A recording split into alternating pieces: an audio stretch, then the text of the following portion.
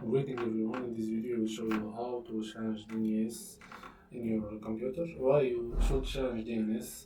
Like sometimes you have specific servers to block or like to perform better than network and so on. What you need to do is just go for Windows, then go for controller panel, and then you will go for the network section, internet, network and sharing option.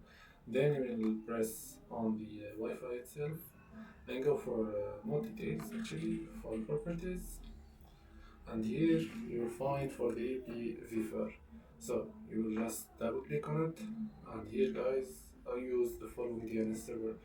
This is the one when you want to change or to make the specific change of your DNS address. So you just update it here. I hope you like the video. Please like, share, and subscribe to the channel. Peace.